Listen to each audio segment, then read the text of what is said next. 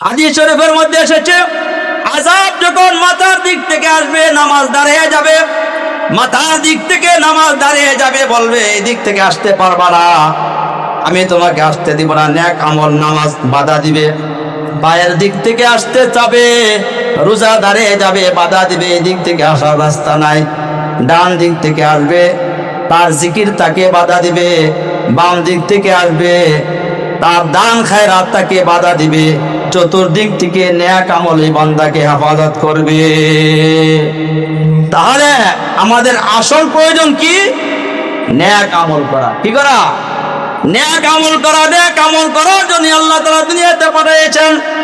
রব্বুল আলামিন ঘোষণা দিয়েছেন, ওয়ামা খালাকাতুল জিন্না ওয়াল ইনসা ইল্লা লিয়াবুদুন। আমি জিন এবং মানুষকে সৃষ্টি করেছি একমাত্র আমার ইবাদত করার জন্য, আমার হুকুম পালন করার জন্য, গোলামি করার জন্য, বন্দেগী করার জন্য। তেলাওয়াতকৃত আয়াতের মধ্যে আল্লাহ তাআলা বলেন, ইয়াউমা লা ইয়ানফাউ মালুন ওয়ালা বানুন।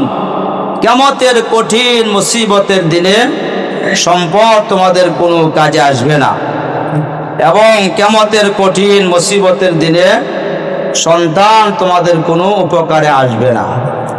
তাহলে কি কাজে আসবে? পরের আয়াতে আল্লাহ বলেছেন, ইল্লা মান আতাল্লাহা বিকলবিন সালিম।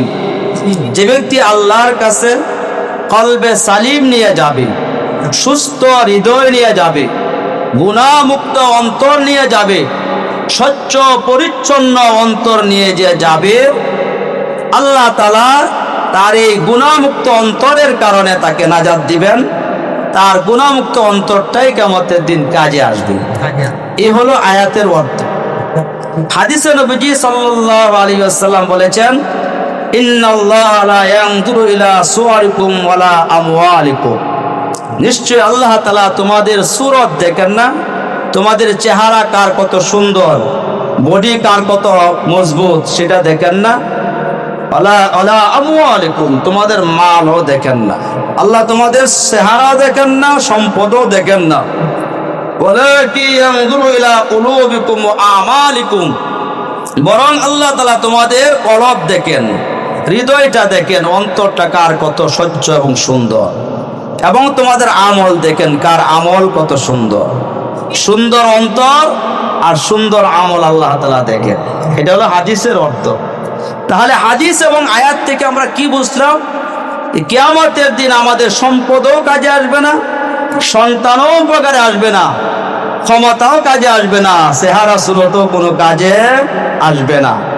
সেদিন আল্লাহ সম্পদ দেখে বিচার করবেন না, ক্ষমতা দেখে বিচার করবেন না, সুন্দর চেহারা দেখেও বিচার করবেন না। সেদিন আল্লাহ তাআলার কাছে কাজে আসবে দুইটা জিনিস। কয়টা জিনিস? দুইটা। একটা হলো গুনাহমুক্ত অন্তর, আর একটা হলো নেক আমল। নেক আমল এবং গুনাহমুক্ত অন্তর, এই দুইটা জিনিস কিয়ামতের দিন কাজে আসবে। এর বাহিরে ক্ষমতা, টাকা পয়সা, ধন সম্পদ, সুন্দর চেহারা কিছুই কিয়ামতের দিন কাজে আসবে না। আমার ভাইয়েরা, যে জিনিস কাজে আসবে না দুনিয়াতে, আমরা সেই জিনিসের পাগল। ঠিক না বেঠিক? দুনিয়াতে মানুষ ক্ষমতার পাগল, দুনিয়াতে মানুষ টাকা পয়সার পাগল, দুনিয়াতে মানুষ সন্তানেরও পাগল। সন্তান বিয়ার পরে যদি সন্তান না হয়, তাহলে সে কতটা পাগল হয় এটা সেই বুঝে। ঠিক না বেঠিক? কিন্তু এই সন্তান যদি মানুষের মতো মানুষ না হয়, সন্তান যদি নেককার না হয়, সন্তানকে যদি দ্বীনের শিক্ষা দেওয়া না হয়, তাহলে এই সন্তান পরকালে তো কাজে আসবেই না।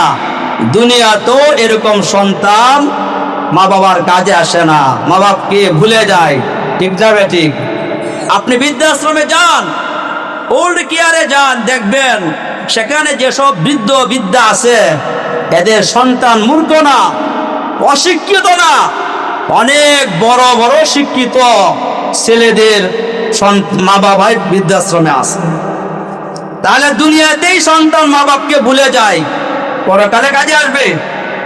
এই যে করোনা গেল 2019 এবং 20, করোনা এসে মানুষকে চোখে আঙ্গুল দিয়ে দেখিয়ে দিয়েছে যে বিপদের সময় সন্তানও পাশে থাকে না, বউ পাশে থাকে না, কেউ পাশে থাকে না। ঠিক না বেঠিক? এই গাজীপুরে শালনা জঙ্গলের আপন সন্তানরা, এই মহিলার বাড়ি হলো শেরপুর বাড়ি, তার আপন সন্তানরা করোনা ধরা পড়েছে, মাকে জঙ্গলে ফেলে চলে আসছে, পুলিশ গিয়ে উদ্ধার করেছে। কর্মীটোলা হাসপাতালে বাবাকে নিয়ে গেল, সন্তানরা করোনা পজিটিভ ধরা পড়লো। যখন ডাক্তার বললো আপনার বাবা করোনা গ্রস্ত হয়েছে, সন্তানরা বাপকে ফালাইয়া বাড়ছে। এরকম ঘটনা ঘটছে কি ঘটে নাই? তাহলে দুনিয়াতে সন্তান কাজে আসে নাই, আখিরাতে কাজে আসবে না। সন্তান কাজে আসে না, সম্পদও কাজে আসে না। যে জিনিস কাজে আসে না সেই জিনিসের আমরা বড় পাগল। আর যে জিনিস কাজে আসবে নেক আমল, গুনাহমুক্ত অন্তর, সেই দিন গুনাহমুক্ত অন্তর দেখে আল্লাহ মানুষকে নাজাত দিবেন, নেক আমল দেখে নাজাত দিবেন। সেই জিনিসের প্রতি আমাদের ভ্রুক্ষেপ নাই, চেষ্টা নাই, শুধু টাকা কামানোর চিন্তা আর টাকা কামানোর মেহনত। কথা বলেন ঠিক কিনা? টাকা কিভাবে কামালো? হালাল নাই, হারাম নাই, জায়েজ নাই, না জায়েজ নাই, শুধু টাকা আর টাকা। এরকম মানুষ আছে না নাই? দেখবেন এমন মানুষ আছে যারা সকালবেলা ঘুমে ফজরের আগেই সে ঘর থেকে বের হয়ে যায়, অফিস করার জন্য মতিঝিল যায়, বাড়ি ধারা যায়, আবার যখন অফিস করে আসে তখন রাত 12টা বেজে যায়। ঘর থেকে যাওয়ার সময় সন্তান বিবি ঘুমায়া থাকে, আসার পরও দেখে সন্তানরা ঘুমায় আসে। সজাগ অবস্থা, যেতেও পারে না, আবার এসেও সন্তানকে সজাগ দেখতে পারে না। এরকম মানুষ আছে না নাই? আল্লামা আইনুদ্দিন রহমতুল্লাহ আলাইহি তিনি বাস্তবসম্মত কিছু গজল লিখেছেন মানুষকে বোঝানোর জন্য যে আমরা যে পথে চলছি আসলে এটা ভুল পথে চলছি। আইনুদ্দিন আজাদ রহমতুল্লাহর একটা গজল হলো এরকম: ওরে মানুষ হইস বেহুশ দুনিয়ার পিছে, কি জবাব দিবে রে তুই আল্লাহর কাছে? হাই কি জবাব দিবে রে তুই আল্লাহর কাছে? রাতে দিনে দৌড়া দৌড়ি, বিশ্রামের সুযোগটা নাই, নামাজ রোজা দূরের কথা, আল্লাহর নামটাও মুখে নাই। এরকম লোক আছে না নাই? নামাজ নাই, ফজরের নামাজ নাই, জিকির নাই, তেলাওয়াত নাই, শুধু সম্পদের পিছনে দৌড়ায়, সম্পদের জন্য সব। কিন্তু বাবা না, সম্পদ সব না। সম্পদ অনেক সময় মানুষের কাজে আসে না, সব ক্ষেত্রে কাজে আসে না। কিছু কিছু ক্ষেত্রে বিপদের সময় সম্পদ কাজে আসে। সম্পদ যে কাজে আসে না, এটা হাদিসের গল্প দিয়ে বোঝায়। নবীজি সাল্লাল্লাহু আলাইহি ওয়াসাল্লাম 3 বন্ধুর গল্প বলেছেন। নবীজি বলেছেন এক লোকের 3 বন্ধু ছিল। তো মৃত্যুর সময় সে এক বন্ধুকে ডেকে বলল, বন্ধু আমি তো এখন মহা বিপদে, হয়তো আমি দুনিয়াতে বাঁচবই না, কঠিন মুহূর্ত আমি চলে এসেছি, তুমি তো আমার অনেক উপকার করেছ, তাহলে এই মৃত্যুর সময় এই মহা বিপদে তুমি আমাকে কিভাবে উপকার করবে? তো বন্ধু বলল, বন্ধু তোমাকে আমি মৃত্যুর হাত থেকে রক্ষা করতে পারবো না। হ্যাঁ, তোমাকে আমি অনেক উপকার করেছি, সহযোগিতা করেছি, কিন্তু এই বিপদে আমার সহযোগিতা করার কোনো ক্ষমতা নাই, মৃত্যু থেকে আমি তোমাকে বাঁচাইতে পারবো না। এবার দ্বিতীয় বন্ধুকে ডাকলো, বলল, বন্ধু তুমি আমার কি উপকার করবে? দ্বিতীয় বন্ধু বলল, না না, আমিও তোমাকে মৃত্যুর হাত থেকে রক্ষা করতে পারবো না। হ্যাঁ, এতটুকু উপকার করতে পারবো, তুমি মারা গেলে তোমাকে আমি কবর পর্যন্ত নিয়ে যেতে পারবো, কবরে দিয়ে আসতে পারবো, আর মাঝে মাঝে একটু স্মরণ করতে পারবো। এছাড়া এই বিপদে আমার আর কিছু করার নাই। তৃতীয় বন্ধুকে বলল, তুমি কি আমাকে কিভাবে উপকার করবে? তৃতীয় বন্ধু বলল, তোমার কোনো টেনশন নাই, কোনো পেরেশানি দরকার নাই, দুনিয়া তো আমি তোমার সাথে ছিলাম, কবরেও থাকবো, হাসরেও থাকবো, জান্নাতে যাওয়ার আগ পর্যন্ত তোমার সঙ্গ আমি ত্যাগ করব না, তোমার কোনো চিন্তা নাই। এই যে 3 বন্ধু, এই 3 বন্ধুর মধ্যে সবচেয়ে ভালো উপকারী বন্ধু কে? 3 নম্বরটা। 3 নম্বর বন্ধু সবচেয়ে উপকারী বন্ধু। আবার নবীজি সাল্লাল্লাহু আলাইহি ওয়াসাল্লাম তিন বন্ধুর পরিচয় করে দিলেন। প্রথম বন্ধু, মৃত্যুর সময় যার করার কিছু নাই, আল্লাহ নবী বলেন ওই বন্ধু হলো তার সম্পদ। মরার সময় সম্পত্তি মৃত্যু থেকে বাঁচাইতে পারে। সম্পদের কি ক্ষমতা আছে যে সম্পদ ডাক্তারদেরকে সম্পদ দিয়া ডাক্তারের চিকিৎসা নিয়ে বেঁচে যাবে? এই বাঁচানোর ক্ষমতা কি সম্পদের আছে? এই যে যমুনা গ্রুপের মালিক ছিলেন নুরুল ইসলাম বাবুল, করোনা রোগে মারা গেছেন। অ্যাপোলো হাসপাতাল, যেটা এখন এভার কেয়ার হাসপাতাল, অ্যাপোলো হাসপাতালে নুরুল ইসলাম বাবুল যখন করোনাগ্রস্ত হয়ে মারা যায়, মৃত্যুর আগে সে বারবার ডাক্তারদেরকে বলেছিল আমার সব সম্পদ নিয়ে যাও, আমাকে বাঁচতে দাও, আমি বাঁচতে চাই। ডাক্তাররা কি বাঁচাইতে পারছে? বাঁচানোর মালিক কি ডাক্তাররা? বাঁচানোর মালিক কে? এই কারণে সাইয়েদনা ইব্রাহিম খলিলুল্লাহ আলাইহিস সালাম বললেন, আল্লাহর পরিচয় দিতে গিয়ে তিনি বলেছেন ওয়াইদা মারিস্তু ফাহুয়া ইয়াশফিন, আমার রব তিনি, আমি যখন অসুস্থ হয়ে যাই তখন তিনি আমাকে শিফা দান করেন। আল্লাহ নবী পরিচয় করে দিলেন তিন বন্ধুর পরিচয়। প্রথম বন্ধু, মৃত্যুর সময় যার করার কিছুই থাকে না, সে হলো ধনসম্পদ। দ্বিতীয় বন্ধু, যে কবর পর্যন্ত যেতে পারবে, নবীজি বলেন সেই বন্ধু হলো তার সন্তান, আপনজন, ভাই বেরাদর। মরার পরে তার লাশটা কবরে দিয়ে আসতে পারবে আর মাঝে মাঝে একটু স্মরণ করতে পারবে। মৃত্যু থেকে বাঁচানোর ক্ষমতা তাদেরও নাই। আর তিন নম্বর বন্ধু, যে কবরেও থাকবে, হাসরেও থাকবে, ফুলসিরাতে থাকবে, জান্নাতে যাওয়ার আগ পর্যন্ত তার সঙ্গ ত্যাগ করবে না। নবীজি বলেন সেই বন্ধু হলো তার নেক আমল। নেক আমল কবরেও থাকবে। হাদিস শরীফের মধ্যে এসেছে আযাব যখন মাথার দিক থেকে আসবে, নামাজ দাঁড়িয়ে যাবে, মাথার দিক থেকে নামাজ দাঁড়িয়ে যাবে, বলবে এই দিক থেকে আসতে পারবা না, আমি তোমাকে আসতে দিব না। নেক আমল নামাজ বাধা দিবে। পায়ের দিক থেকে আসতে চাবে, রোজা দাঁড়িয়ে যাবে, বাধা দিবে, এই দিক থেকে আসার রাস্তা নাই।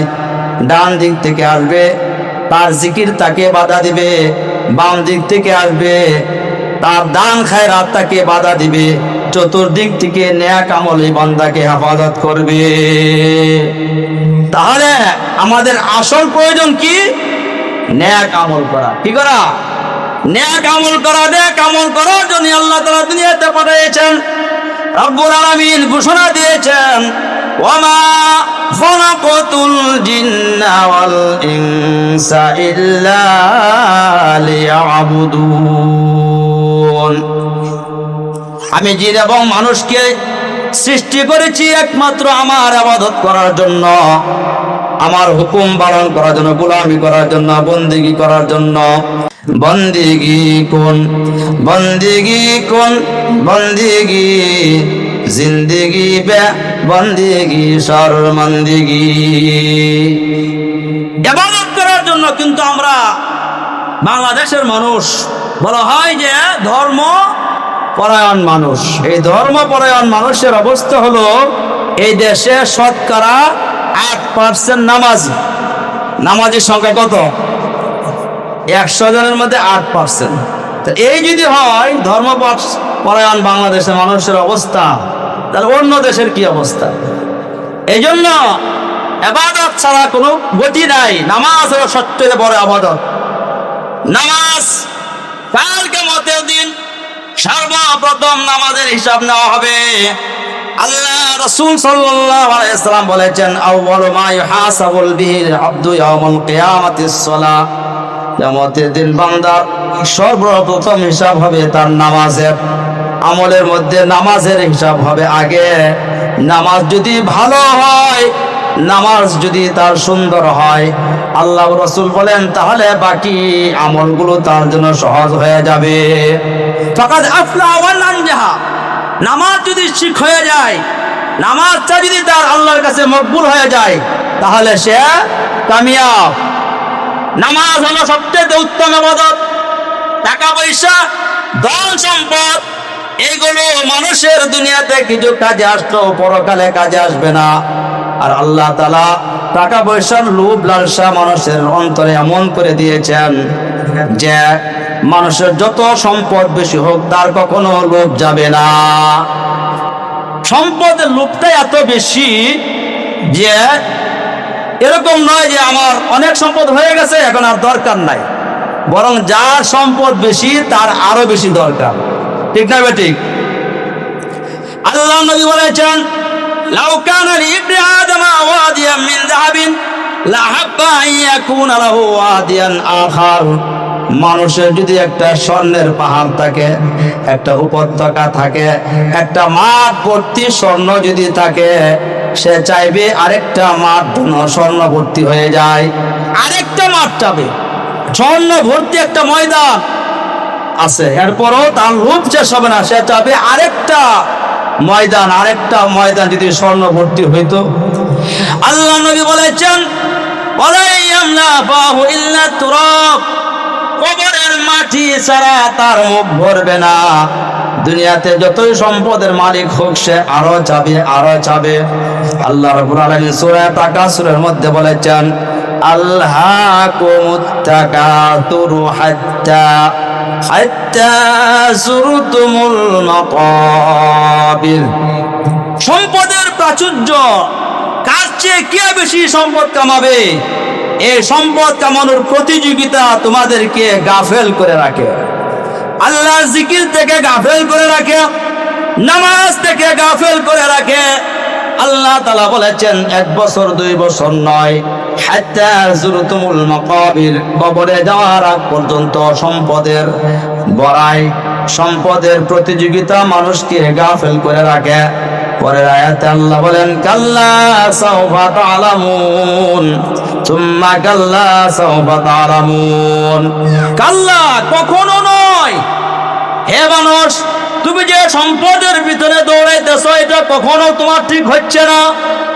সাওফা তা'লামুন, অচিরে তুমি সম্পদের পরিণতি বুঝতে পারবে। সুম্মা কাল্লা সাওফা তা'লামুন, অচিরে তুমি সম্পদের পরিণতি বুঝতে পারবে। নবীজি সাল্লাল্লাহু আলাইহি ওয়াসাল্লাম সূরাতুল তাকাসুর তেলাওয়াত করে বললেন, মানুষ বলে ইয়াকুল ইবনে আদম মালি মালি, মানুষ বলে আমার মাল। নবীজি বলেন, ওমা মালুকা ইল্লা মা আকালতা আফনাইতা আও লাবিস্তা আবলাইতা আও তাসাদ্দাকতা আমজাইতা। নবীজি বলেন, আরে তোমার তো মাল এতটুকু যা তুমি খেয়ে শেষ করেছো, যতটুকু তুমি খাইলা এতটুকুই তোমার লাভ। অথবা তুমি তোমার সম্পদ দিয়ে পোশাক কিনে তা পরিধান করেছ, এটা তোমার লাভ। অথবা আল্লাহ রাস্তায় দান করে তুমি আল্লাহর ব্যাংকে জমা রেখেছ, এতটুকু তোমার মাল, যা তুমি নিজে খাইলে, নিজে পড়লে, অথবা আখিরাতের জন্য জমা করে রাখলে, এতটুকু হলো তোমার মাল। আর বাকি যা আছে সেটা তোমার মাল না, সেটা হলো তোমার পরবর্তী বংশধরের জন্য। ঠিক না ঠিক? মুহতারাম হাজিরিন, তাহলে আমরা বুঝলাম যে সম্পদের জন্য যে আমরা মেহনত করি, এই সম্পদ পরকালে কাজে আসবে না। পরকালে যেটা কাজে আসবে সেটা হলো নেক আমল আর গুনাহমুক্ত অন্তর। অন্তরটা গুনাহমুক্ত হইতে হবে, স্বচ্ছ পরিচ্ছন্ন হইতে হবে। মানুষ যখন গুনাহ করে অন্তরের মধ্যে কালো দাগ পড়ে যায়। আল্লাহ নবী বলেছেন, ইযা আযনাবাল আবদু নুকিতাত ফি কলবিহি নুকতাতুন সাউদা। মানুষ যখন পাপ করে, গুনাহ করে, তার দিলের ভিতরে কালো দাগ পড়ে যায়। একটা দাগ পড়বে, আরেকটা গুনাহ করবে, আরেকটা কালো দাগ পড়বে, এভাবে গুনাহ করবে তো কালো দাগ পড়তে থাকবে। একটা পর্যায়ে দিলটা অন্ধকার হয়ে যায়, কালো কুচকুচে হয়ে যায়। দিল যখন অন্ধকার হয়ে যায়, কালো হয়ে যায়, ওই দিলের ভিতরে তখন ইবাদত ভালো লাগে না, নেক কাজ করতে ভালো লাগে না, আলেম উলামাদেরকে তখন তার ভালো লাগে না, তখন শুধু তার গুনাহ করতে ভালো লাগে। আল্লাহ রাব্বুল আলামিন বলেছেন, কাল্লা বাল রানা আলা কুলুবিহিম মা কানু ইয়াকসিবুন। নবীজি যখন কাফেরদেরকে দাওয়াত দিতেন, দ্বীনের কথা বলতেন, তারা বলতো, হে মুহাম্মদ, তোমার কথা আমাদের বুঝে আসে না, আমাদের দিলে ঢুকে না। আল্লাহ বলেন দিলে ঢুকবে কোত্থেকে? ওরা তো গুনাহ করতে করতে দিলকে কালো বানায় ফেলাইছে। গুনাহ করলে যে দিল কালো হয়, এটা একটা বাস্তব প্রমাণ হলো হাজরে আসওয়াদ। হাজরে আসওয়াদ মানে কালো পাথর, এটা কাবা ঘরের এক কোণার মধ্যে বসানো আছে। এই পাথরটা কালো ছিল না, এই পাথরটা ছিল দুধের চাইতেও সাদা। এই পাথরটা জান্নাতি পাথর। হাজরে আসওয়াদ জান্নাত থেকে এসেছে, জান্নাতি পাথর। আবিয়াদু মিনাল লাবান, দুধের চাইতেও বেশি সাদা ছিল। নবীজি বলেছেন ফাসাওয়াদাতুহু খাতায়া বনি আদম, মানুষের গুনাহ এই পাথরটা কালো হয়ে গেছে। গুনাহ টানতে টানতে জান্নাতের সাদা পাথরটা কালো হয়ে গেছে। মানুষের গুনাহর কারণে একটা জান্নাতি পাথর যদি কালো হয়ে যায়, তাহলে যে দিলটার ভিতরে গুনাহ পড়ে, গুনার দাগ পড়ে, সেই দিলটা কত কালো হয়। কথা বলেন ঠিক কিনা? কালো হয়ে যায়, কালো কুচকুচে হয়ে যায়। এটা হলো গুনার একটা ক্ষতি, গুনার একটা ক্রিয়া, গুনার একটা প্রভাব, যে গুনাহ করলে দিল কালো হয়। এই কালো অন্তর আল্লাহ নিবেন না, আল্লাহর পছন্দ না। আল্লাহর পছন্দ হলো স্বচ্ছ অন্তর, পরিষ্কার অন্তর। আল্লাহ যখন মানুষকে দুনিয়াতে পাঠিয়েছেন, তখন দিলটা খুব সাফ পরিষ্কার, দিলের মধ্যে কোনো ময়লা নাই। দেখবেন শিশুদের মন বড় পরিষ্কার, এরা কারো সাথে ঝগড়া লাগলে আবার একটু পরে মিলে যায়, মনের মধ্যে হিংসাও নাই, অহংকারও নাই। কথা বলে ঠিক কিনা? এরকম মন থেকে হিংসা, অহংকার, লোভ লালসা দূর করতে হবে, তাহলেই সে জান্নাতে যেতে পারবে। আল্লাহ নবী সাল্লাল্লাহু আলাইহি সাল্লাম সাহাবাদেরকে নিয়ে বসা, এমন সময় বললেন ইয়াতলু আন রাজুলুম মিন আহলিল জান্নাহ, এখন একজন জান্নাতি মানুষ আসবে। এই মজলিসের মধ্যে একজন জান্নাতি মানুষ আসবে। নবীজি ঘোষণা দিলেন, সবাই তাকে আছেন, কোন লোকটা আসে যার ব্যাপারে নবীজি জান্নাতের ঘোষণা দিলেন। দেখলেন একজন সাহাবী সাদ ইবনে আবি ওয়াক্কাস রাদিয়াল্লাহু তাআলা আনহু ওযু করে হাতে জুতা নিয়ে মসজিদে ঢুকতেছেন। সবাই বুঝতে পারলেন এই লোকটার ব্যাপারে নবীজি বলেছেন যে কিছুক্ষণের ভিতরে একজন জান্নাতি মানুষ আসবে। মাজমা শেষ হয়ে গেল, সবাই যার যার বাড়িতে চলে গেল। হযরত আব্দুল্লাহ ইবনে আমর ইবনে আস রাদিয়াল্লাহু তাআলা আনহু সোজা ওই সাহাবীর বাড়িতে গেলেন। হযরত সাদ ইবনে আবি ওয়াক্কাস রাদিয়াল্লাহু তাআলা আনহুর বাড়িতে গেলেন, গিয়া বললেন চাচা যান, একটু কথা। কি কথা? আমি বাড়িতে 3 দিন পর্যন্ত বাড়িতে যখন একটু ঝামেলা হয়ে গেছে, বাবার সাথে একটু ঝামেলা হয়ে গেছে, এই জন্য নিয়ত করেছি 3 দিন বাড়িতে যাব না। আপনার বাড়িতে যদি একটু থাকতে দিতেন। সাহাবী বললেন ঠিক আছে থাকো, তুমি যদি আমার বাড়িতে থাকতে চাও এটা আমার সৌভাগ্য, থাকো। আব্দুল্লাহ ইবনে আমর ইবনে আস রাদিয়াল্লাহু তাআলা আনহুর উদ্দেশ্য তো অন্যটা, যে এই সাহাবীকে যে নবীজি জান্নাতের সুসংবাদ দিলেন, তার বিশেষ আমল কি? 3 দিন তার বাড়িতে থেকে দেখবেন। তো রাতের বেলা ঘুমান না, সজাগ থাকেন, কি আমল করে দেখবেন।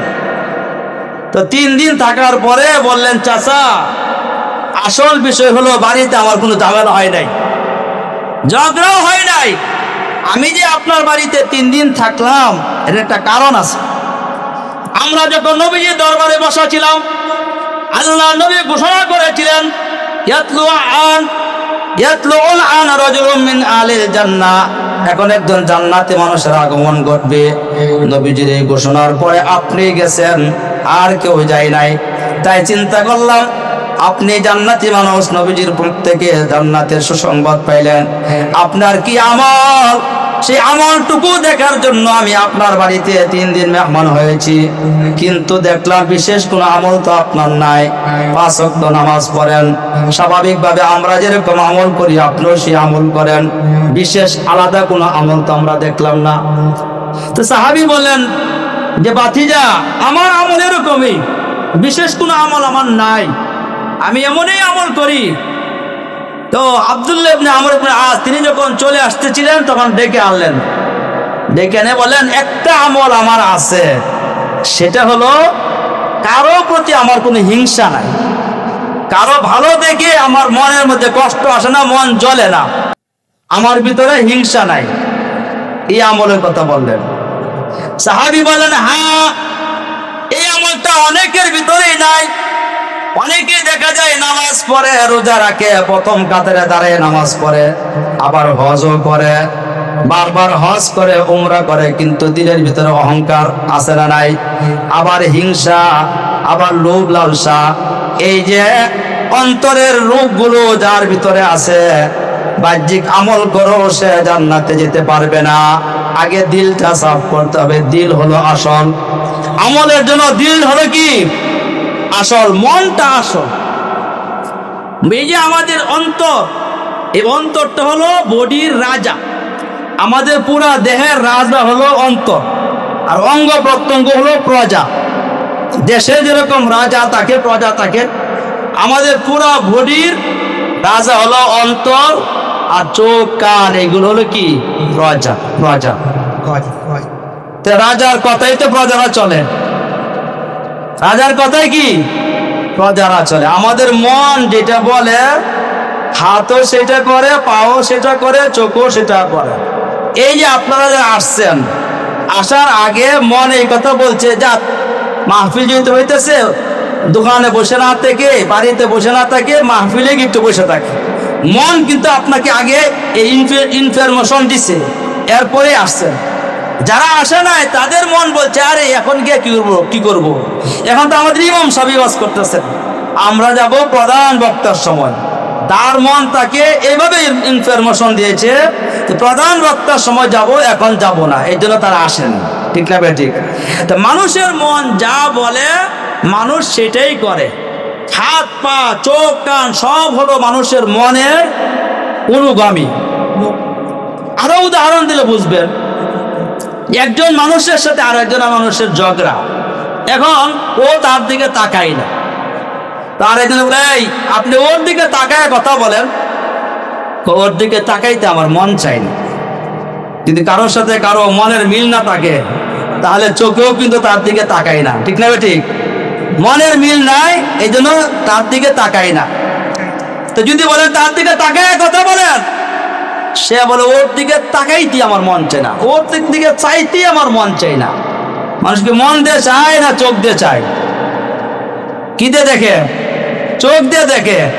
কিন্তু সে বলতেছে কি, ওর দিকে তাকাইতে আমার মন চাই না, মানে মন বলে না, এই জন্য চোখও দেখে না। ঠিক না ঠিক? আবার মনে করেন আমি কথা বলতেছি, কেউ হয়তো কথা শুনতেছে না, ধমক দেব না, কথা শুনেন না কেন, গুরুত্বপূর্ণ কথা হইতেছে, আপনি তো আলোচনা করতেছেন, ওই দিকে তাকায় আছেন, ওনার কথা শুনতে আমার মন চাই না। কথা কি মন দিয়ে শুনে না কান দিয়ে শুনে? কান দিয়েই তো শুনে, কিন্তু বলে কি যে তোমার কথা শুনতে আমার মন চাই না। তার মানে মন বলে না, এই জন্য কানও কথা শুনে না। ঠিক না ঠিক? পুরো মানে ভাত খায় না, মা বাবা জোর করে খাওয়ায়, আবার এই খাস না কে, এত মজার খাবার খাস না কে? তো বাচ্চারা বলে, আম্মু আমার খাইতে মন চাই না। বলে কি বলে না? মন দেখায় না, জিব্বা দেখায়, মুখ দেখায়, কিন্তু বলে কি খাইতে মন চায় না। মানে তার মন তাকে এই ইনফরমেশন দিচ্ছে না যে তুমি খাও। তাহলে সব কিছু আমাদের চোখ, আমাদের মুখ, আমাদের কান, আমাদের হাত তার কথাই চলে, মনের কথাই চলে। মন যেটা বলে সেটা করে। ঠিক না ঠিক? এই জন্য মনটাকে আগে ঠিক করতে হবে, অন্তরটাকে পরিষ্কার করতে হবে।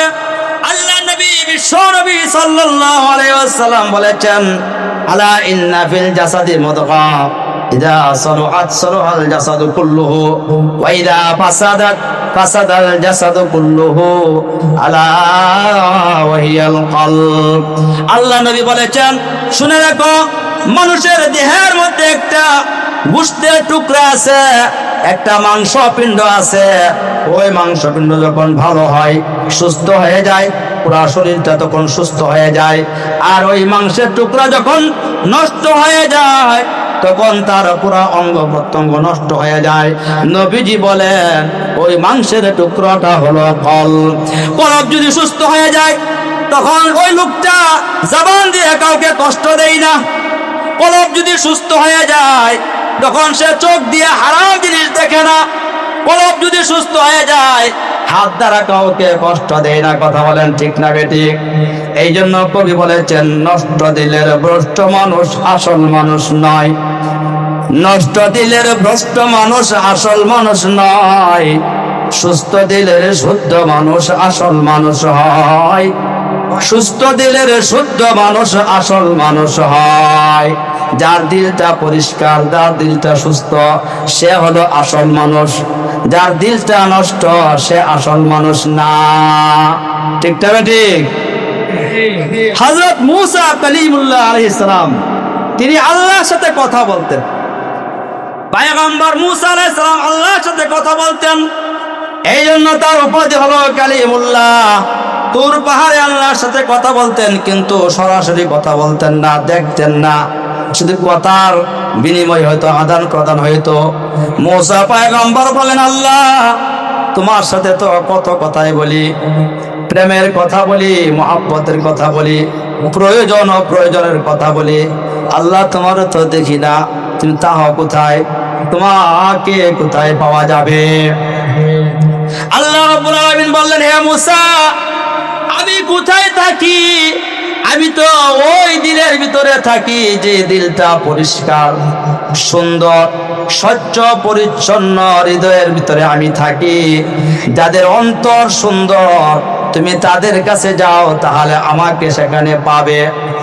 হযরতে থানভী রহমতুল্লাহ আলাইহি লিখেছেন এই ঘটনা, যে মূসা আলাইহিস সালামকে আল্লাহ বললেন, আমি ওই সমস্ত মানুষের অন্তরে থাকি যাদের দিলটা সুন্দর, যাদের অন্তরটা পরিষ্কার স্বচ্ছ, তাদের দিলের ভিতরে আমি থাকি। সেটা আমার বাসা, আমার ভালোবাসা তাদের দিলের মধ্যে আছে। এই জন্য তাদের সাথে আমি থাকি। তো আল্লাহওয়ালাদের কাছে গেলে দিল পরিষ্কার হয়। আল্লাহওয়ালাদের কাছে গেলে দিল পরিষ্কার হয়। কোন দিলের ভিতরে আল্লাহ থাকেন, দিল কিভাবে পরিষ্কার হবে? হযরতে লুকমান হাকিম আলাইহিস সালাম বলেন, আমি আসমানি কিতাব পড়লাম। আসমানি কিতাব পড়ে আমি জানলাম যে দিলের ভিতরে চারটা বিষয় থাকবে, তার দিলটা পরিষ্কার, তার দিলের ভিতরে আল্লাহর বাসা, ওই দিলটা আল্লাহ তাআলার পছন্দের দিল। যার অন্তরে চারটা বিষয় থাকবে। কয়টা বিষয়? চারটা বিষয়। এর মধ্যে দুইটা বিষয় অন্তরের ভিতরে ঢুকাইতে হবে, আর দুইটা বিষয় অন্তর থেকে বের করে দিতে হবে। তাহলে অন্তরটা পরিষ্কার, এবং ওই অন্তরের মধ্যেই আল্লাহর বাসা। আল্লাহ এই অন্তরওয়ালা মানুষদেরকে পছন্দ করেন। দুইটা বিষয় অন্তরে ঢুকাইতে হবে, আর দুইটা বিষয় ভুলে যেতে হবে, অন্তর থেকে বাদ দিতে হবে। লুকমান হাকিম আলাইহিস সালাম বলেছেন, আমি আসমানি কিতাব পড়ে জানলাম চারটা বিষয় যদি অন্তরে থাকে, তাহলে তার দিলটা পরিষ্কার। এই পরিষ্কার দিলওয়ালা মানুষ আল্লাহর কাছে বড় দামি, আল্লাহর পছন্দের দিল। এর ভিতরে দুইটা বিষয় অন্তরে ঢুকাইতে হবে। এর মধ্যে একটা হলো জিক্রুল্লাহ, আল্লাহ পাকের জিকির। আল্লাহর জিকিরের দ্বারা দিল পরিষ্কার হয়। ঠিক না ঠিক? আল্লাহ রাব্বুল আলামিন বলেছেন, আলা বিযিকরিল্লাহি তাতমাইন্নুল কুলুব। আল্লাহ, আল্লাহ মানে শুনে রাখো, আল্লাহ বলেন, ও দুনিয়ার মানুষ, শান্তি খুঁজে পাও না? শান্তির আশায় তোমরা টাকা পয়সার পিছনে দৌড়াও, নারীর পিছনে দৌড়াও, শান্তির জন্য তোমরা ভ্রমণে যাও।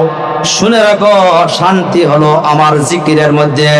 জিকরে হক আ মুদগি যাই রোহেরা, মারহাম আমদ ইদিলে মাজরুহেরা। আল্লাহ আল্লাহ এই যে শিরি নেস্তনাম, শিরা শাকার মেশাওয়াদ জানাম তামাম। আল্লাহ আল্লাহ ক্যা মুবারক नाम है, अल्लाह अल्लाह मोमिनों का काम है। अल्लाह अल्लाह में बुयद शम्स कमर, अल्लाह अल्लाह में बुयद शजार हजार।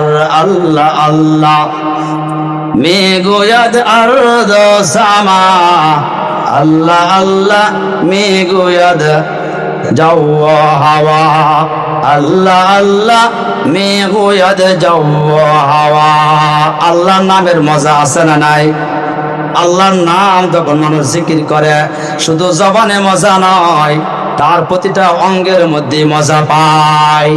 যদি জিকিরের অভ্যাস থাকে, জিকিরের অভ্যাস করলে ওই বান্দা জিকিরের মধ্যেই মজা পায়, জিকিরের মধ্যে মজা পায়।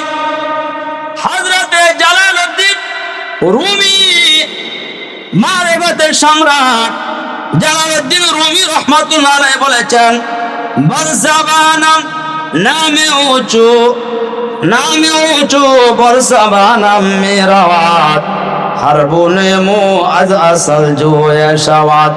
নামে উঁচু বরজাবানাম মেরাওয়াত, নামে উঁচু বরজাবানাম মেরাওয়াত, হারবুনে মু আজ আসল জোয়ে শাওয়াত। মাওলানা রুমি রাহমাতুল্লাহ আলাইহি বলেছেন, আমি যখন আমার মাওলার নাম মুখে নেই, তখন শুধু জিহ্বাতে নয়, আমার পুরা শরীরে যেন মধুর নহর বয়ে যায়। শরীরের প্রতিটা লোমকূপ থেকে যখন মধুর নহর বয়ে যায়। আল্লাহওয়ালা যারা আল্লাহ জিকির করে তারা মজা পান, তারা আল্লাহওয়ালা যারা জিকির করে মজা পান তারা। ঠিক না ঠিক? এই জন্য কলব পরিষ্কার করার একটা আমল হলো জিক্রুল্লাহ, আল্লাহ পাকের জিকির। তবে এটা এই মাঝে মাঝে পড়লে হবে না, সব সময় পড়তে হবে এবং অধিক পরিমাণে পড়তে হবে। আল্লাহ রাব্বুল আলামিন বলেছেন, ইয়া আইয়ুহাল্লাযীনা আমানু যিকুরুল্লাহা যিকরান কাসীরা। হে ঈমানদারগণ, তোমরা অধিক পরিমাণে আল্লাহ পাকের জিকির করো। আল্লাহ তাআলা বলেছেন অধিক পরিমাণে জিকির করো। আর জিকির এমন একটা আমল, যে আমলটা মানুষ দাঁড়ায়ও করতে পারে, বসেও করতে পারে, অন্য কাজের ফাঁকে ফাঁকেও করতে পারে, কি পারে না? আমার বন্ধুগণ, এক সময়ের মায়েরা রান্না করত আর জিকির করত, সন্তানকে দুধ খাওয়াইতো আর জিকির করত, কাজ করার কাজ চালু থাকতো আর জবানের মধ্যে জিকির চালু থাকতো। এবং মুসলমানরাও তারা জিকির করত। আল্লাহ রাসূল বলেছেন, জিকির তোমরা এমন ভাবে করো, জিকির তোমরা এমন ভাবে করো হাত্তা ইয়াকুলা আন্নাহু মাজনুন। মানুষ যেন বলে লোকটা কি পাগল হয়ে গেল নাকি, সব সময় তার ঠোঁট লড়তে থাকে। এই যে জিকির, জিকিরের দ্বারা দিল পরিষ্কার হয়, কথা বলেন ঠিক কিনা? তাসরাতে জিক্রুল্লাহ একটা আমল হলো জিকির পরিষ্কার, দিল পরিষ্কার করার একটা আমল হলো দিলের ভিতরে কি ঢুকাইতে হবে? আল্লাহর জিকির। দিলের ভিতরে কি ঢুকাইতে হবে? জিক্রুল্লাহ, আল্লাহর জিকির। 2 নম্বর আমল হলো দিলের ভিতরে ফিকরে মওত, মরণের ফিকির ঢুকাইতে হবে। 1 নম্বর আমল হলো আল্লাহর জিকির অন্তরে ঢুকাইতে হবে, কলবের ভিতরে জিকির সব সময় চালু রাখতে হবে। এটা হলো মুখের জিকির। মুখের জিকির তো জিহ্বা দিয়ে পড়ি। আর একটা হলো জিকরে কলবি, আল্লাহর জিকির। আপনার সাথে কথা বলতেছি, তবু মনের ভিতরে কার স্মরণ? আল্লাহ স্মরণ। আল্লাহওয়ালা যারা, এদেরকে দেখলে মনে হয় যে তারা আপনার সাথে কথা বলতেছে, কিন্তু তাদের মন কার সাথে কানেকশন? আল্লাহর সাথে। জিকরে কলবি। আল্লাহ নবী বলেছেন, হাদিসে এসেছে, কানা রাসূলুল্লাহ সাল্লাল্লাহু আলাইহি ওয়াসাল্লাম ইয়াযকুরুল্লাহ আলা কুল্লি আহইয়ানিহি। নবীজি সব সময় জিকির করতেন। এমনকি টয়লেটে যখন যাইতেন তখন তার মুখের জিকির বন্ধ থাকতো, কিন্তু কলবের জিকির চালু থাকতো। কলবের জিকির চালু আছে, এই জন্য টয়লেট থেকে বের হয়ে নবীজি দোয়া পড়তেন, গুফরানাকা আলহামদুলিল্লাহিল্লাযী আযহাবা আন্নিল আদা ওয়া আফানি। টয়লেট থেকে বের হওয়ার জিকির আছে না নাই? টয়লেটে ঢোকার দোয়াও আছে, টয়লেট থেকে বের হওয়ার দোয়াও আছে। কিন্তু আজকের মুসলমানরা এই দোয়ার কোনো পারোয়া করে না, গুরুত্ব দেয় না। এই যে আল্লাহ নবী মানুষের দৈনন্দিন জীবনে এত দোয়া দিলেন, ঘুমের দোয়া, ঘুম থেকে ওঠার দোয়া, খাওয়ার দোয়া, এরপরে খাওয়ার শেষে দোয়া, খাওয়ার মাঝখানে দোয়া, ঘর থেকে বের হওয়ার সময় দোয়া, ঘর থেকে ঘরে আবার ঢুকলে দোয়া। মুমিনের জীবনের প্রতিটা কাজে কাজে দোয়া আছে না নাই? এই দোয়াগুলো কেন দিলেন? দোয়াগুলো এই জন্য দিলেন যে একজন মুমিন যাতে এক মুহূর্তের জন্য আল্লাহকে ভুলে না যায়। সে দোয়ার ভিতরেই আল্লাহর নাম আছে, দোয়ার মধ্যে আল্লাহর স্মরণ আছে। এই জন্য মাসনুন দোয়া জীবনের পরতে পরতে জীবনের প্রতিটা কাজে নবীজি দোয়া দিছেন যাতে মুমিন আল্লাহকে সবসময় স্মরণ করে। কিন্তু অনেক দোয়া আমরা জানি না। আজকে মুসলমান দোয়া জানে না, হ্যাঁ, মুসাফাহার দোয়া জানে না, খাওয়ার দোয়া জানে না, ঘুমের দোয়া জানে না। কথা বলেন ঠিক না ঠিক? এই জন্য আমাদের শিখতে হবে। মুসলমান এর জিন্দিগি হবে মুসলমানের মতো, কাফেরদের মতো না। মুসলমানের জিন্দিগি কার মতো হতে হবে? মুসলমানের জিন্দিগি হতে হবে মুসলমানের মতো, কাফেরদের মতো হলে চলবে? তো মরদে মুসলমান হতো মরদে মুসলমান, তো মরদে মুসলমান হতো মরদে মুসলমান, এক হাত মে তলवार हो एक हाथ में कुरान, एक हाथ में तलवार हो एक हाथ में कुरान। डरते नहीं दुनिया में मुसलमान किसी से, डरते नहीं दुनिया में मुसलमान किसी से, जब मिल गए है दौलत ईमान नबी से, जब मिल गए है दौलत ईमान नबी से। এই জন্য আমাদের জিন্দিগিটা মুসলমানের মতো বানাইতে হবে। এই যে আজকের মাহফিল, এই নিয়তে শুনবেন যে আলেমগণ কোরআন হাদিসের আলোকে যা বলবে আমি তার উপর আমল করব। রাজি আছেন তো? তাহলে লুকমান আলাইহিস সালাম বলেছেন আল্লাহর পছন্দের দিল ওই দিল যার দিলের মধ্যে দুইটা জিনিস থাকবে। কয়টা জিনিস? দুইটা জিনিস দিলের ভিতরে ঢুকাইতে হবে। এক নম্বর হলো জিক্রুল্লাহ, আল্লাহ পাকের জিকির। একটা হলো জিক্রে রব, রবের জিকির। আরেকটা হলো ফিক্রে মওত, মওতের ফিকির, মৃত্যুর ফিকির। আজকে আমাদের কলবের ভিতরে জিকির নাই আর মরণের ফিকির নাই। এই জন্য আমরা দুনিয়ার পিছনে দৌড়াই। ঠিক না ঠিক? কারণ আল্লাহর জিকিরও নাই, মরার ফিকিরও নাই।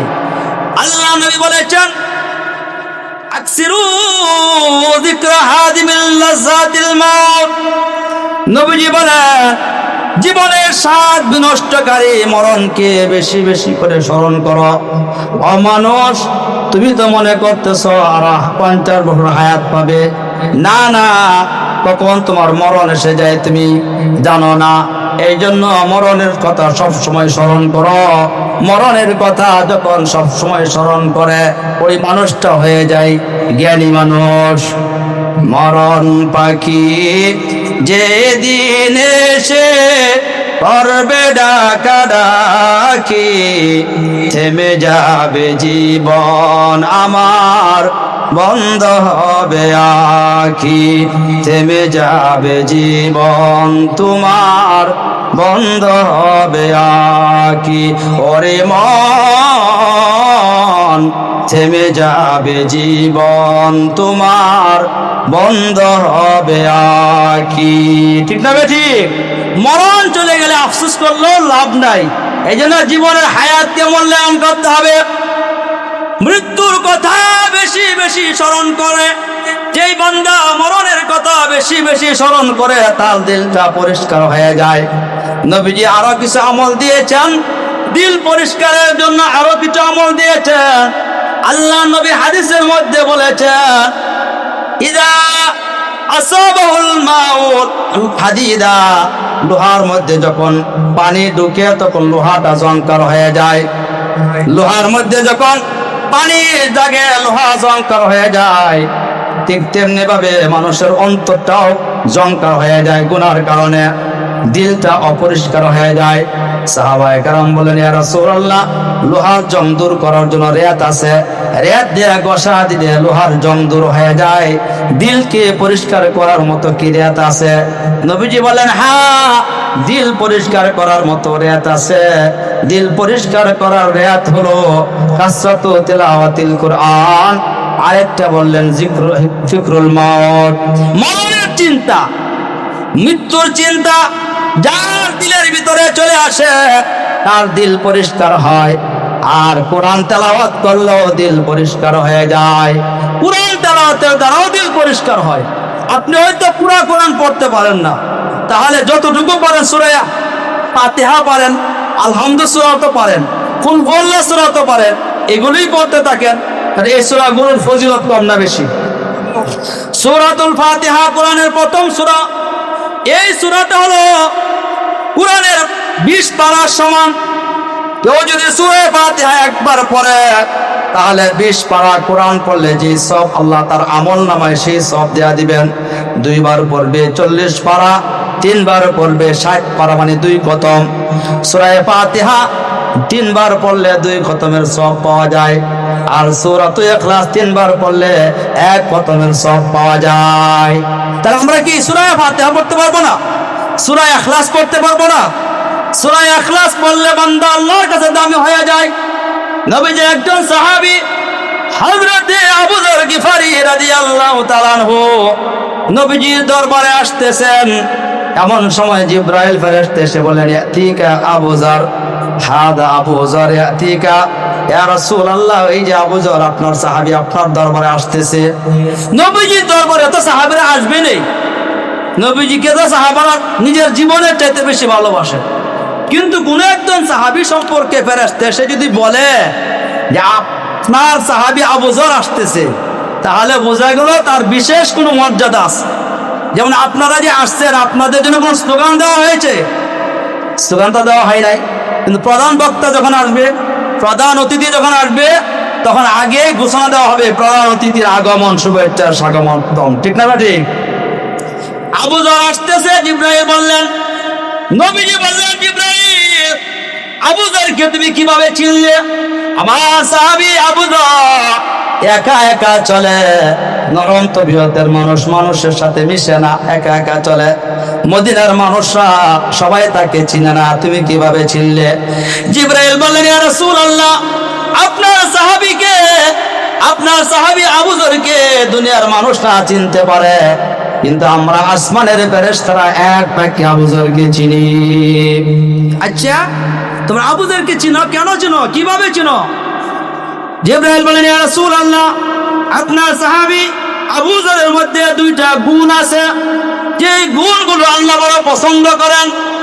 জিবরাইল বললেন, ইয়া রাসূলুল্লাহ, আপনার সাহাবী আবু যর নিজেকে ছোট মনে করে, লিসিগারি ফি নাফসিহি, নিজেকে ছোট মনে করে। যে নিজেকে ছোট মনে করে তাকে বড় করে দেন কে? মান তাওয়াদা লিল্লাহি রাফাহুল্লাহ ওয়া মান তাকাব্বারা ওয়াদাহুল্লাহ। আল্লাহ নবী বলেছেন, যে নিজেকে বড় মনে করে আল্লাহ তাকে নিচে নামায়া দেন, আর যে নিজেকে ছোট মনে করে আল্লাহ তাকে উপরে উঠায়া দেন। আপনার সাহাবী নিজেকে ছোট মনে করে, এই জন্য আল্লাহ তাকে ফেরেশতাদের কাছে বড় করে দিয়েছেন। তার আরেকটা আমল হলো লিকাসরাতি তিলাওয়াতিহি কুল হুয়াল্লাহু আহাদ। আরেকটা আমল হলো সে বেশি বেশি করে কুল হুয়াল্লাহ পড়ে, কুল হুয়াল্লাহ পড়ে। এই জন্য আল্লাহর কাছে আবু যর গিফারের দাম হয়ে গেছে, আল্লাহর কাছে দাম হয়ে যায় কুল হুয়াল্লাহ সূরার মাধ্যমে। এই কারণে কুল হুয়াল্লাহ সূরা বেশি করে পড়বেন। নবীজির একজন সাহাবী, নবীজি যখন তাবুকের যুদ্ধে গেলেন, হঠাৎ একদিন সূর্য উঠলো, কিন্তু সূর্যের কোনো আলো নাই।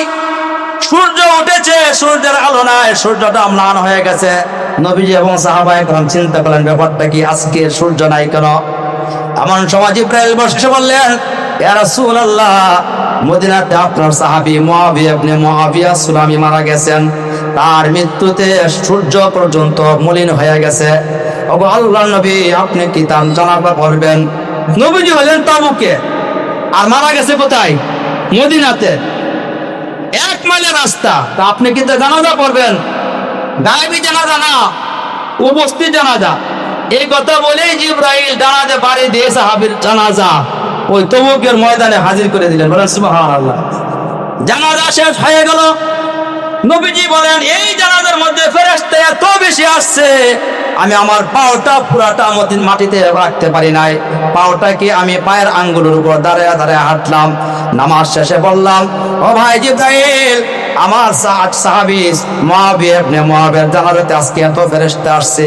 ওই সাহাবীর আমলটা কি আমল করতো যে তোমরা ফেরেশতারা তার জানাজার মধ্যে হাজির হয়েছ?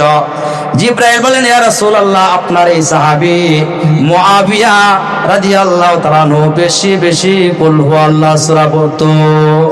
কোন সূরা? কুল হুয়াল্লাহু সূরা পড়ার কারণে আল্লাহর কাছে দামি হয়ে গেছে। ফেরেশতারা এসে তার জানাজায় অংশগ্রহণ করছে। কুল হুয়াল্লাহু সূরা পড়াটা কি খুব কঠিন? খুব কঠিন? সহজ? এই যে আমাদের অনেক সময় অভাব অনটন থাকে। এক সাহাবী নবীর কাছে এসে বললেন, ইয়া রাসূলুল্লাহ, আমার তো খুব অভাব, ঘরে খেতে পারি না। নবীজি বলেন, যখনই ঘরে ঢুকবা কুল হুয়াল্লাহু সূরা পড়বা। তো সাহাবী গিয়ে কিছুদিন আমল করলেন।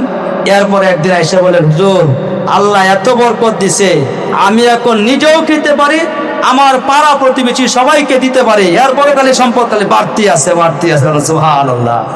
তাহলে দিল পরিষ্কার করলে কয়টা আমল দিলের মধ্যে ঢুকাইতে হবে? দুইটা, শেষ করে দিচ্ছি। একটা হলো আল্লাহর জিকির ঢুকাইতে হবে, আর একটা হলো মরণের ফিকির। জিক্রে রব, ফিক্রে মত। রবের জিকির আর মরণের ফিকির, আর দুইটা জিনিস দিল থেকে বের করে দিতে হবে। এই দুইটা জিনিসের কথা ভুলে যেতে হবে। একটা হলো কোন নেক আমল করলে এই কথাটা দিল থেকে বের করে দিতে হবে, এটা মনে রাখা যাবে না। নেক আমল করিলে এটা ভুলে যাওয়া। আমরা তো নেক আমলের কথা মনে থাকে, গুনার কথা মনে থাকে না, অথচ নেকের আমলের কথা ভুলে যাওয়ার নিয়ম। তাহলে নেক আমলের কথা বারবার স্মরণ করলে, আমি হজে গেছি, আমি উমরা করছি, দান করছি, মানুষ এগুলো বলে বেড়ায়। এরকম বলে বেড়াইলে আর নেক আমলের কথা বারবার স্মরণ করলে দিলের মধ্যে, নিজের মধ্যে একটা অহংকার আসতে পারে, রিয়া আসতে পারে, তাহলে আমল বরবাদ হয়ে যাবে। এই জন্য নেক আমল করলে, হজ করেন, উমরা করেন, যাকাত দেন, এগুলো অন্তর থেকে ভুলে যাবেন। এগুলো তো আল্লাহ লেখে রাখছেন, ফেরেশতারা লেখে রাখছেন, নিজে মনে রাখার দরকার আছে? দরকার নাই। নেক আমলের কথা ভুলে যাওয়া, এটা একটা আমল। আরেকটা আমল হলো, কেউ যদি আপনাকে কষ্ট দেয়, তাহলে এটাও ভুলে যাবেন। কষ্ট দিছে, ভুলে যান, মাফ করে দেন, আল্লাহ তাকে মাফ করে দিবেন। কেউ যদি মানুষকে মাফ করে দেয়, আল্লাহ তাকে কি করবেন? মাফ করে দিবেন। লুকমান হাকিম আলাইহিস সালাম বললেন, আমি আসমানি কিতাব পড়ে বুঝলাম যে এই চারটা বিষয় যদি কারো অন্তরে থাকে, দুইটা জিনিসকে অন্তরে ঢুকায় আর দুইটা জিনিস অন্তর থেকে বের করে দেয়, তাহলে এই অন্তরের লোকটা আল্লাহর কাছে দামি, এই অন্তরটাও আল্লাহর কাছে দামি। আমরা কি চারটা আমল করতে পারবো না? বেশি বেশি জিকির আর মরণের ফিকির, নিজের আমলের কথা, নেক আমলের কথা ভুলে যাওয়া, কেউ কষ্ট দিলে তার কথাটাও ভুলে যাওয়া। আল্লাহ তাআলা আমাদেরকে এই কথাগুলো বোঝায় এবং আমল করার তৌফিক দান করুন। আমিন। ওয়া আখিরু দাওয়ানা আলহামদুলিল্লাহি রাব্বিল আলামিন।